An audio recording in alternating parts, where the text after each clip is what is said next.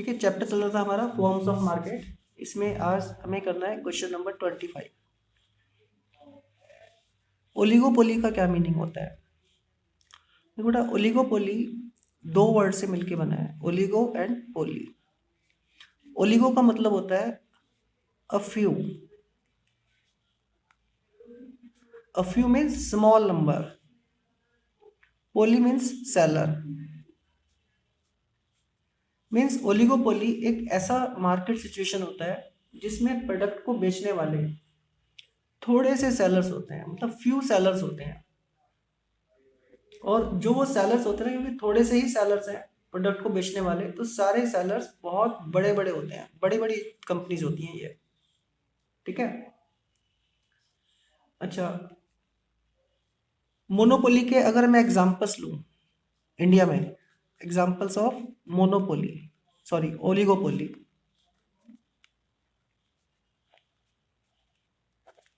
कौन कौन से एग्जांपल्स हो सकते हैं? जैसे ऑटोमोबाइल,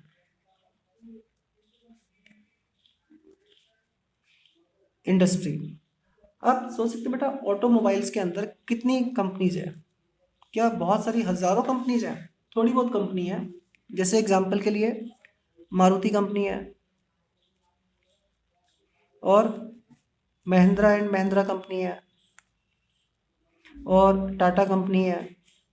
मतलब थोड़ी सी कंपनी है, बहुत ज़्यादा कंपनियां नहीं है। तो ये ऑटोमोबाइल किसका एग्जांपल हो गया? ओलिगोपोली का। अच्छा, एक और एग्जांपल लूँ मैं, अगर सीमेंट इंडस्ट्री की बात करूँ, तो सीमेंट बनाने वाली कोई बहुत सारी कंपनियां नहीं है, हजारों कंपनियां नहीं है, थोड़ी बहुत कंपनियां हैं। जैसे आपने सुना होगा एसीसी सीमेंट होता है, आंध्रा सीमेंट है, और थोड़ी बहुत कंपनियां हैं, बस बहुत ज़्यादा कंपनियां नहीं है। और अगर मैं स्टील कंपनियों की बात करूं, तो क्या स्टील बनाने वाली बहुत सारी कंपनीज है? वो भी थोड़ी सी कंपनीज है। अच्छा, पेट्रोलियम कंपनी की बात करूं मैं, तो पेट्रोलियम में कौन कौन सी कंपनी होगी? जैसे एक हो गया बीपीसीएल, और और कौन सी होती है? रिलायंस भी है, और एचपीसीएल है। मतलब थोड़ी सी कंपनियां और सारी बहुत बड़ी बड़ी है। ये ओलिगोपोली के एग्जाम्पल्स हो गए। अच्छा, अब बारी आती है कि ओलिगोपोली के टाइप्स कौन कौन से होते हैं। ओलिगोपोली ना वेरियस टाइप्स की होती है।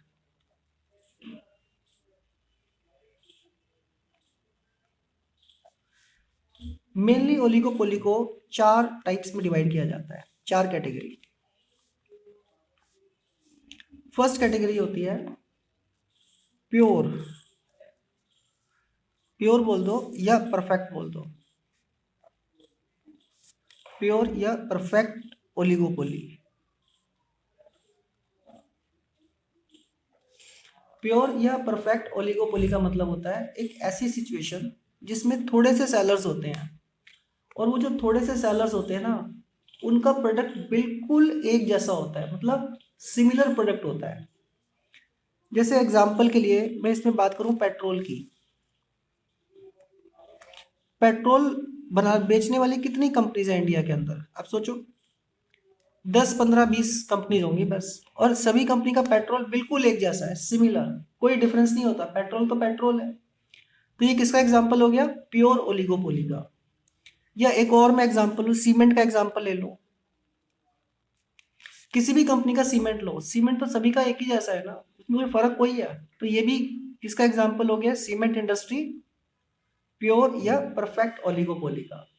ठीक है। अच्छा, दूसरा होता है इम्परफेक्ट, या इसका एक दूसरा नाम भी और भी होता है डिफरेंशिएटेड।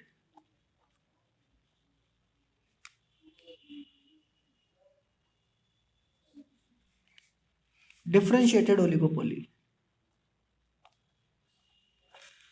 डिफरेंशिएटेड ओलिगोपोली का मतलब है इसमें जो बड़ी बड़ी फर्म्स है ना, उनका प्रोडक्ट डिफरेंशिएटेड होता है, मतलब एक जैसा नहीं होता। उनमें बहुत तरह के डिफरेंसेस होते हैं। जैसे एग्जांपल के लिए अगर मैं ऑटोमोबाइल की बात करूं, ऑटोमोबाइल इंडस्ट्री की, तो मारुति कंपनी है, टाटा कंपनी है, महिंद्रा एंड महिंद्रा कंपनी है, क्या सबकी कार्स बिल्कुल एक जैसी ही होती है? अब सोचो ना, उनमें कंफर्ट्स, डिजाइन्स, पावर, उनमें बहुत डिफरेंस होता है। तो ये हो गया डिफरेंशिएटेड मोनोपोली। अच्छा एक बात बताओ, जैसे अगर मैं बात करूं मोबाइल सर्विसेज की, थोड़ी सी कंपनी है जैसे रिलायंस जियो और एयरटेल और वोडाफोन, ये कौन सा एग्जाम्पल है, प्योर ओलिगोपोली का या इम्परफेक्ट ओलिगोपोली का? क्या लगता है बेटा, बताओगे आंसर? यस, प्योर का एग्जाम्पल है ना, मोबाइल सर्विसेज, क्योंकि सबका मोबाइल किसी भी कंपनी का ले लो एक ही जैसा है, मोबाइल सर्विसेज। अच्छा इसके बाद आता है ओलिगोपोली का तीसरा टाइप। तीसरा टाइप होता है कोलेसिव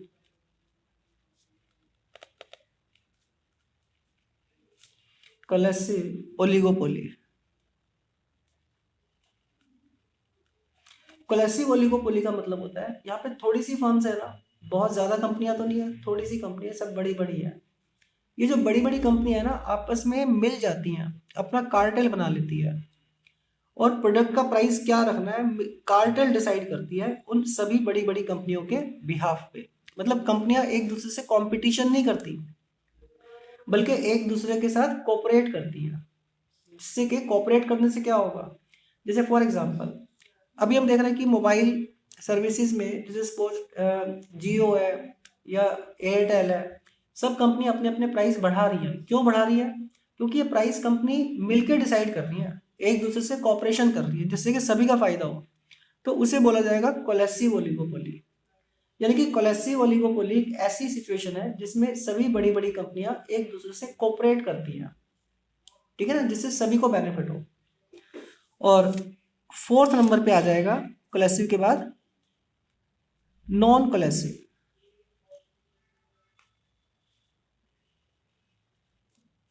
ओलिगोपोली। नॉन कोलेसिव ओलिगोपोली का मतलब है इसमें जो फर्म्स है ना, बड़ी बड़ी फर्म, वो एक दूसरे के साथ कोऑपरेट नहीं करेंगी, बल्कि एक दूसरे के साथ कंपटीशन करेगी। हर कंपनी चाहेगी कि उसी का प्रोडक्ट ज़्यादा बिके, उसी को ज़्यादा प्रॉफिट हो। जैसे फॉर एग्जांपल अगर हम कार इंडस्ट्री की बात करें तो Maruti company, Tata company, Mahindra and Mahindra company, वो एक दूसरे से कॉपरेशन नहीं करती, बल्कि एक दूसरे से आगे निकलने के लिए एक दूसरे से कंपटीशन करती हैं। तो हम उसको बोलेंगे नॉन कोलिसिव ओलिगोपोली। समझ गए? इतना आप नोट कर लो, फिर चैप्टर को आगे बढ़ाते हैं। क्वेश्चन नंबर 25 रीड कर लीजिए ध्यान ध्यान से।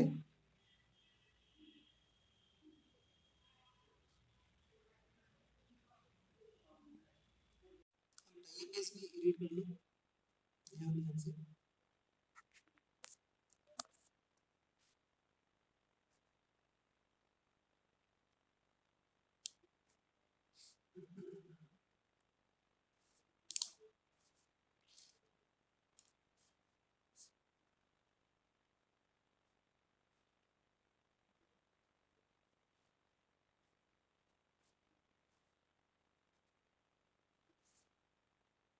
तो ये वाला पेज रीड कर लो ध्यान ध्यान से।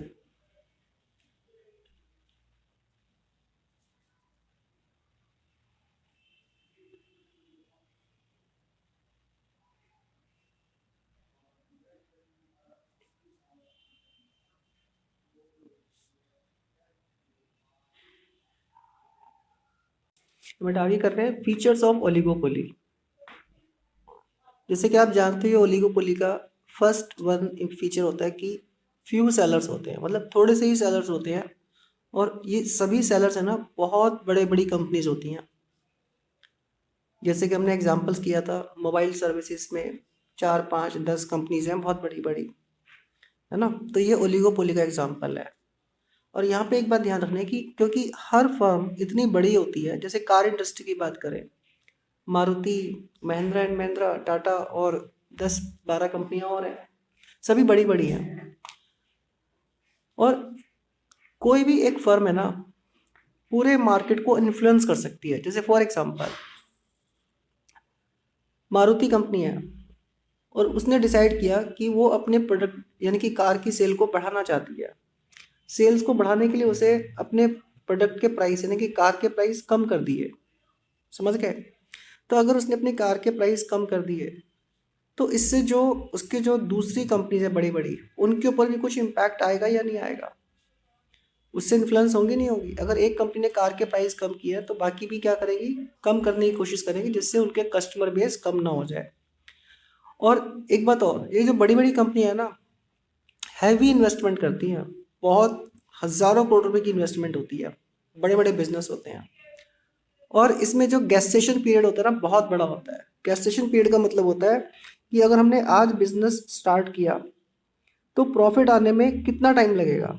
जैसे फॉर एग्जांपल अगर हम कोई छोटी शॉप खोलते हैं, आज बिजनेस स्टार्ट किया, छोटी शॉप खोली, तो हमें हो सकता है कि पहले दिन से ही प्रॉफिट आना शुरू हो जाए, या हो सकता है 1-2 महीने के बाद से प्रॉफिट आना शुरू हो जाए, ठीक है। लेकिन अगर सोचो कि हम बहुत बड़ी कंपनी बनाते हैं, कार बनाने वाली, जो कार मैन्युफैक्चरिंग करेगी, तो क्या 1-2 महीने में प्रॉफिट आना शुरू हो जाएगा? बेटा फिर शुरू नहीं होगा, क्योंकि कार बनाने का बिजनेस अगर करना है तो उसका प्लांट लगाने में ही 3-4-5 साल लग जाएंगे। उसके बाद कब प्रोडक्शन होगा, कब बिकेगी, मतलब 8-10 साल प्रॉफिट आने में लग जाता है। तो gestation period is very very long. और इसकी वजह से, क्योंकि इन्वेस्टमेंट बहुत ज़्यादा है, लेटेस्ट टेक्नोलॉजी की रिक्वायरमेंट होती है, गेस्टेशन पीरियड बहुत लेंथी होता है, तो नई फर्म इजीली मार्केट में एंटर नहीं कर पाती। दूसरा है इंटरडिपेंडेंस, यानी कि एक फर्म दूसरी फर्म के डिसीजन पे डिपेंड करती है। जैसे फॉर एग्जांपल पेप्सी कोला है और एक कोका कोला है, ठीक है। अब पेप्सी कोला अगर कोई भी डिसीजन लेगी तो आप सोचो उसका इम्पैक्ट दूसरी उसकी जो कंपनी है कोका कोला कंपनी, उस पर पड़ेगा या नहीं पड़ेगा। सोचो भाई, अगर पेप्सी कंपनी ने डिसाइड किया कि वो अपने प्रोडक्ट का प्राइस कम कर दे जिससे कि उसकी सेल्स ज़्यादा हो जाए, तो कोका कोला कंपनी क्या कुछ डिसीजन लेगी नहीं लेगी उसके बेस पे? क्या वो चुप बैठी रहेगी? कोका कोला कंपनी बेटा इमीडिएट एक्शन लेगी और वो भी प्राइस कम कर देगी, जिससे कि उसका कस्टमर बेस कम ना हो। तो मतलब एक कंपनी को डिसीजन लेगी तो दूसरी कंपनी उसको इमीडिएट रिएक्ट करती है। ऐसा होता है ओलिगोपोली में। अब रीड कर लीजिए।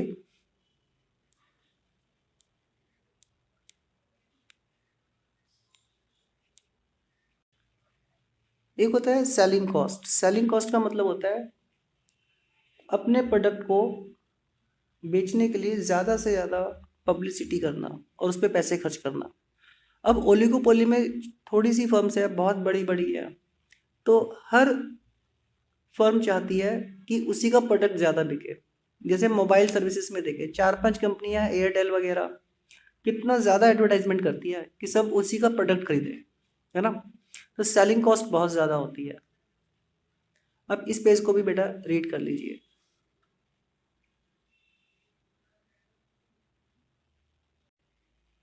ठीक है, नेक्स्ट फीचर हम कर रहे हैं प्राइस रिजिडिटी। इसका क्या मतलब है, एक एग्जांपल से समझो। जैसे mobile service provider Airtel company ने अपने मंथली चार्जेस 200 रुपीज़ से कम करके 170 रुपीज़ पर मंथ कर दिए, ये सोचकर कि प्राइस कम होने से ज़्यादा कस्टमर उसको सब्सक्राइब करेंगे। क्लियर। अब सोचो अगर एयरटेल कंपनी ने प्राइस कम करे तो जो दूसरी सर्विस प्रोवाइडर्स हैं जैसे जियो एक्सेट्रा, क्या वो कोई रिएक्ट करेंगे या नहीं करेंगे? आप खुद से सोचो भाई, वो क्या करेंगे? जियो और दूसरी कंपनीज क्या करेंगे? वो भी अपने प्रोडक्ट के मंथली चार्जेस इमीडिएट एक्शन लेते हुए कम कर देंगे, जिससे कि उनके सब्सक्राइबर बने रहें। समझ रहे हो? इसका मतलब ये हुआ कि एक बार जो प्राइस फिक्स हो गए, सपोज 200 रुपीज़ पर मंथ, उसको फिर कोई भी कंपनी आसानी से कम नहीं कर सकती। अच्छा, मान लो कोई कंपनी सोचे कि भाई हम प्राइस ज़्यादा कर देते हैं, जैसे एयरटेल ने सोचा कि प्राइस 200 रुपीज़ पर मंथ है ना, हम बढ़ा देते हैं, ज़्यादा प्रॉफिट होगा, 300 रुपये पर मंथ कर दिया। तो जो बाकी कंपनी है ना, वो कुछ भी नहीं करेगी, कोई रिएक्ट नहीं करेगी, वो कहेंगे ठीक है इसको 300 रुपये पर मंथ कर दे दो, हम तो 200 रुपये पर मंथ पे ही सर्विसेज देते रहेंगे। तो इससे होगा क्या, एयरटेल कंपनी को खुद को ही नुकसान हो जाएगा, सब उसके कस्टमर्स, उसके सब्सक्राइबर्स उसको डिसकंटिन्यू करेंगे। समझ रहे हो? यानी कि कोई भी कंपनी प्राइस कम भी नहीं कर सकती और ज़्यादा भी नहीं कर सकती। एक बार जो प्राइस डिसाइड हो गए ना, for a considerable time period वही प्राइस कंटिन्यू रहता है। ये नहीं कहना कि प्राइस कभी भी कम ज़्यादा होंगे ही नहीं, होते हैं, लेकिन वो काफ़ी लंबे समय के बाद होते हैं। जैसे मान लो 5 या 6 महीने के बाद प्राइस अप डाउन होंगे, या साल 2 साल के बाद प्राइस कम ज़्यादा होंगे। ठीक है, मतलब काफ़ी लंबे कंसिडरेबल टाइम पीरियड तक जो प्राइस फिक्स हो गए हैं वो प्राइस कंटिन्यू रहते हैं। और हर कंपनी अपने प्रोडक्ट को ज़्यादा सेल करने के लिए कस्टमर्स को बेटर से बेटर सर्विसेज देने की कोशिश करती है, ना कि प्राइस कम करके ज़्यादा प्रोडक्ट सेल करने की कोशिश। आप इस पेज को बेटा रीड कर लो एक बार। ओके, ओलिगोपोली का नेक्स्ट फीचर है नेचर ऑफ प्रोडक्ट। जैसे कि आपने किया कि पेट्रोलियम सेल करने वाली प्रोडक्ट सेल करने वाली थोड़ी सी कंपनीज हैं, है ना। क्या सभी कंपनी का पेट्रोलियम अलग अलग होता है? पेट्रोल डीजल सब एक ही जैसे तो होते हैं। अब किसी भी कंपनी से पेट्रोल खरीदो, सबका पेट्रोल एक जैसा है, या डीजल खरीदो वो भी एक ही जैसा है। या मोबाइल सर्विसेज प्रोवाइडर्स भी थोड़े बहुत ही हैं। किसी भी कंपनी से, एयरटेल से, जियो से आप मोबाइल सर्विसेज लो, प्रोडक्ट सबका एक जैसा है, तो प्रोडक्ट सबका सिमिलर होता है। लेकिन पता है कभी कभी प्रोडक्ट डिफ्रेंशिएटेड भी हो सकता है।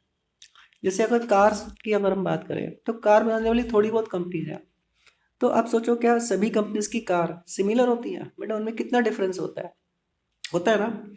या अगर हम टू व्हीलर की बात करें, मोटरसाइकिल की, तो वो भी थोड़ी सी कंपनीज है, वहाँ पे भी ओलिगोपोली है, लेकिन हर कंपनी की मोटरसाइकिल सेम तो नहीं है ना। माइलेज वाइज या इंजन की पावर वाइज या वेट वाइज डिफरेंशिएटेड प्रोडक्ट है। तो प्रोडक्ट यहाँ पे सब कंपनीज के एक जैसे भी हो सकते हैं और डिफरेंशिएटेड भी हो सकते हैं, कुछ भी पॉसिबिलिटी है। क्लियर? अच्छा, नेक्स्ट फीचर आता है इसमें इनडिटर्मिनेट डिमांड कर्व। बहुत ध्यान से समझना, काफ़ी बच्चे इसमें कंफ्यूज होते हैं। आप बहुत ध्यान से समझना बेटा। जैसे मैं बात करता हूँ, सपोज कोई भी ओलिगोपोली फर्म की बात कर लेते हैं, से एयरटेल की। ठीक है, और एयरटेल का जो पैकेज है, प्राइस मंथली सपोज 200 रुपीज़ है। तो इस प्राइस पे बहुत सारे कस्टमर्स एयरटेल को सब्सक्राइब किए हुए हैं। मान लो एयरटेल की डिमांड है 10 करोड़, कस्टमर्स डिमांड करते हैं 10 करोड़। ठीक है, अब एयरटेल अगर प्राइस कम कर देती है, सपोज 190 रुपीज़ पर मंथ कर देती है पैकेज, तो एयरटेल के सब्सक्राइबर्स ज़्यादा होंगे, मीन्स 11 करोड़ हो जाएंगे, या फिर 10 करोड़ ही रहेंगे, या फिर उल्टा कम हो जाएंगे प्राइस कम होने से, उसकी डिमांड कम हो जाएगी। क्या होगा बता सकते हो? बताओ क्या होगा? ज़्यादा होगा, बिल्कुल ठीक कह रहे हो। हमने पढ़ा था कि अगर हम प्राइस कम करेंगे तो हमारे प्रोडक्ट की डिमांड ज़्यादा होती है, लेकिन पता है यहाँ पे ऐसा नहीं होगा। अब एयरटेल ने अगर प्राइस कम कर दिए, 200 से कम करके 190 रुपीज़ कर दिए। अब हम बात करते हैं दूसरी कंपनी से, जियो की बात कर लेते हैं। जियो ने भी अपने प्राइस 200 रुपीज़ पर मंथ से कम करके 190 रुपीज़ कर दिए। मतलब जितने प्राइस एयरटेल ने कम किए उतने ही प्राइस दूसरी कंपनी ने भी कम कर दिए। फिर क्या होगा? क्या इसके सब्सक्राइबर्स बेस बढ़ेगा? बोलो। फिर तो नहीं बढ़ेगा, फिर तो कितना रहेगा? सेम रहेगा, क्योंकि प्राइस की वजह से कोई इसके पास आएगा ही नहीं। दूसरी तरफ मान लो कि एयरटेल ने तो प्राइस 200 से 190 कर दिए, लेकिन जियो ने प्राइस 200 थे 200 ही रखे, कम नहीं किए। फिर क्या होगा? नो डाउट फिर तो इसके सब्सक्राइबर्स ज्यादा हो जाएंगे। क्लियर ना? लेकिन क्या हो अगर एयरटेल ने प्राइस 200 से 190 कर दी है, जियो ने क्या किया, प्राइस 200 से कम करके 150 रुपीज़ पर मंथ कर दिए। बहुत ज़्यादा कम कर दिए, 200 से 150 रुपीज़ कर दिए। फिर क्या होगा बताओ? एयरटेल के सब्सक्राइबर्स ज़्यादा होंगे या कम होंगे, क्या लगता है? फिर तो बेटा एयरटेल के बहुत सारे सब्सक्राइबर्स है ना, एयरटेल को छोड़कर दूसरी कंपनी में जाना शुरू कर देंगे, क्योंकि वहां पे प्राइस 150 रुपीज़ है। तो फिर एयरटेल के सब्सक्राइबर्स कम हो जाएंगे, मीन्स 9 करोड़ हो जाएंगे। बात समझ में आई है दिव्यांग?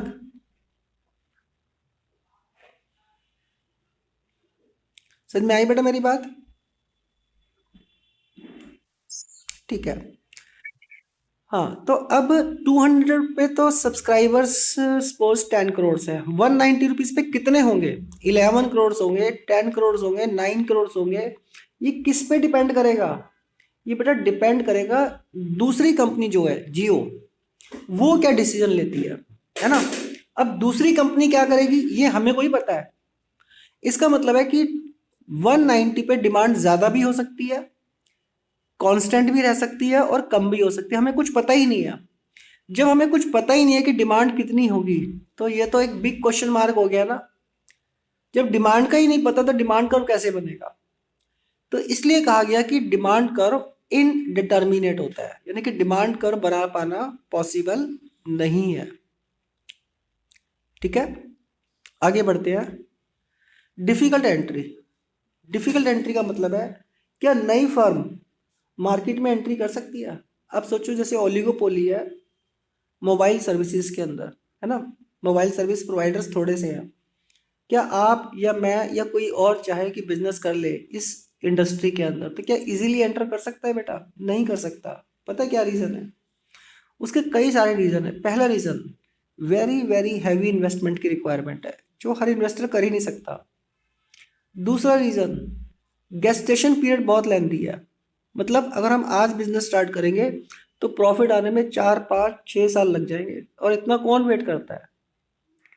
तीसरा रीज़न, जो ऑलरेडी बड़ी बड़ी कंपनियां थोड़ी सी, उन्होंने मार्केट को पूरा कैप्चर किया हुआ है, मतलब सभी लोग उन्हीं से प्रोडक्ट परचेज कर रहे हैं। तो कोई नई फर्म अगर एंटर करेगी तो उसको तो कस्टमर नहीं मिल पाएंगे जिनको वो अपना प्रोडक्ट सेल कर पाए। तो इसलिए कहा गया कि न्यू फर्म का मार्केट में एंट्री करना इज़ वेरी वेरी डिफिकल्ट। हाँ, और भी रीजंस हो सकते हैं, लीगल रीजंस हो सकते हैं। सपोज गवर्नमेंट ही परमिशन नहीं देगी कि इस इंडस्ट्री में आप बिजनेस स्टार्ट करो, कुछ भी रीजन हो सकते हैं। मतलब न्यू फर्म का मार्केट में एंटर करना इज वेरी डिफिकल्ट। आप रीड कर लीजिए इस पेज को ध्यान ध्यान से।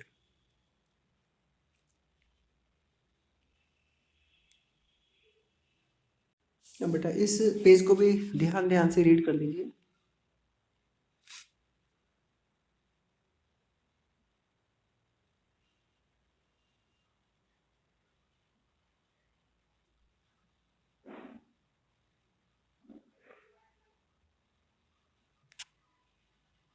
क्वेश्चन नंबर 27, डिफरेंशिएट करना है बिटवीन कोलेसिव एंड नॉन कोलेसिव ओलिगोपोली। ये तो हम ऑलरेडी कर चुके हैं बेटा, टाइप्स ऑफ ओलिगोपोली में।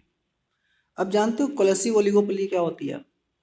जिसमें जो बड़ी बड़ी फर्म्स होती है ना, वो आपस में मिल जाती हैं और अपना कार्टेल बना लेती है।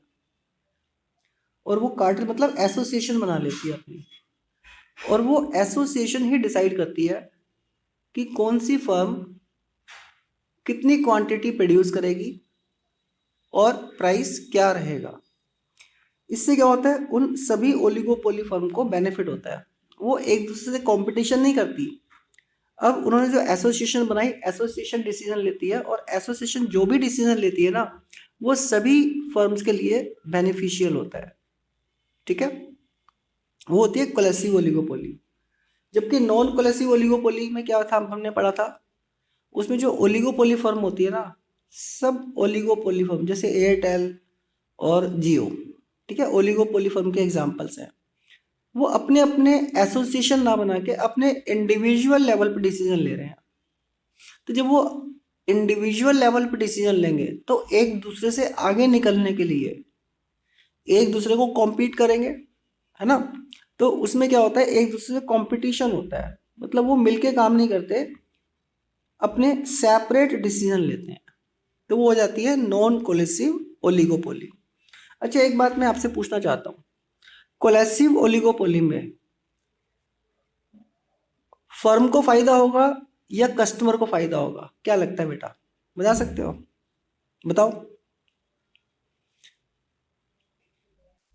हाँ, फर्म को फायदा होगा, है ना, क्योंकि फर्म ने अपनी एसोसिएशन बना ली और वो एसोसिएशन डिसीजन ले रही है on behalf of oligopoly firm, जिनको जिससे और क्यों सभी ओलिगोपोली फर्म्स को बेनिफिट हो। लेकिन नॉन कोलेसिव में क्या होगा, सभी ओलिगोपोली फर्म अपना अपना सेपरेट डिसीजन लेती है, एक दूसरे से आगे निकलने के लिए कस्टमर्स को अट्रैक्टिव ऑफर्स देती है। तो ज़्यादा बेनिफिट किसका है? कस्टमर्स का। ठीक है, तो आप इस पे को भी ध्यान ध्यान से रीड कर लीजिए। हाँ बेटा जी, इस पेज को भी ध्यान ध्यान से रीड करिए।